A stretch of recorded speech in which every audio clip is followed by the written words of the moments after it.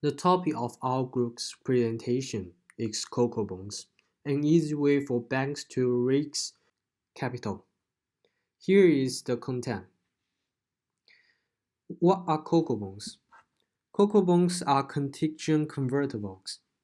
Coco Bonds are debt instruments issued by European financial institutions. They are tools to buff the financial crisis. In the common situation, they work as normal bonds with higher coupons. But when the bank faces financial crisis or default, the bank's capital adequacy ratio falls to meet the regulatory requirements. Coco bonds are converted into ordinary shares, and the debt are converted into equity, which reduces the bank's debt burden. But at the same time, investors in Coco bonds will suffer from that. Contingent convertible work in a fashion similar to traditional convertible bonds. Coco bonds are new type of bonds that emerged after the 2008 subprime mortgage crisis. They are mainly used by banks to supplement capital. Stability play a very important role. Since 2009, many international banks have issued Coco bonds, such as Leo Banking Group, the Bank of Cyprus, and the Banco Bilbao Vizcaya. After knowing that, what are Coco Bonds, let me introduce the advantages of Coco Bonds. I divide this part into three aspects.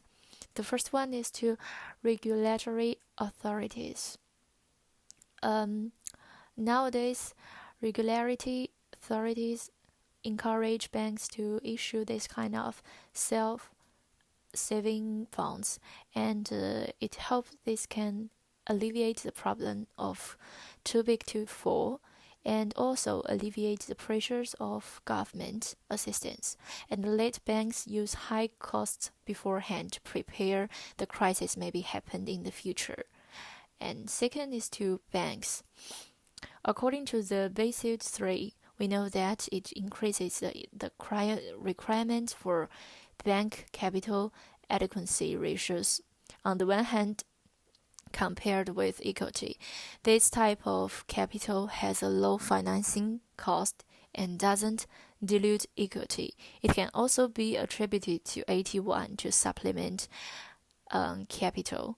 On the other hand, compared to bonds, this capital can be used in crisis situation, time to help banks absorb losses and convert them into bank equity or direct depreciation, thereby reducing bank debt burden.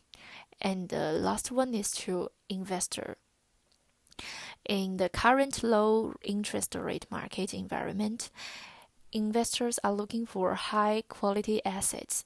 Such bonds have higher yield than ordinary subordinated bonds, and it also equity high yield assets that investors like. Okay, after we know that the advantages of this kind of Coco bonds, it seems like the three-win game. Then who lose? Let my partners to introduce the last part. When banks get into trouble, they can choose to stop paying interest on their bonds or convert them into common stock if things get worse. This would result in dilution of bank shares, further falls in share prices, a sharp depreciation of bonds, and heavy losses for investors in Coco bonds. That's a so-called death spiral. For example, in 2016, Deutsche Bank's $1.98 billion Coco bond was rumored to be unable to pay its coupon, triggering a market sell-off that made its face value fall from 93% to 70%. The chart shows the yield to maturity of this Coco bond from 2014 to 2018, which reached more than 10% in 2016, reflecting the panic in the market at that time. In conclusion, despite the high risk involved in today's low coupon market, Coco bonds are still favored by investors for their high yields, whether in Europe, the United States, or more recently China. In March 2016, UBS issued $1.5 billion of Coco bonds, but the amount of subscription reached nearly $8 billion, so UBS successfully restarted the Coco bond market.